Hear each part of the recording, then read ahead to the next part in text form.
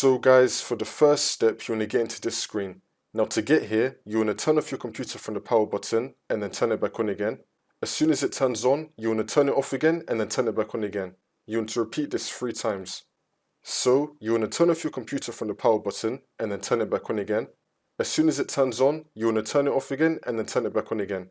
You want to repeat this 3 times, and then on the 4th time, when you turn your computer on again, it will then take you into this screen. It's going to be saying that your PC did not start correctly. You want to click on Advanced Options. And now once you're on this, you want to click on Troubleshoot, Advanced Options, and then Command Prompt. If you don't see Command Prompt in this list, then you want to click on See More Recovery Options. Then it should appear right here. So you want to click on Command Prompt, and now this will come up. And now once we're on this, we're going to type in bootrec space / fix mbr. Click on Enter. And now we're going to type in bootrec space / fix boot. Click on Enter again.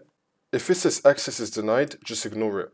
Now we're going to type in bootrec space / scan os. Click on Enter again. Wait for this to load.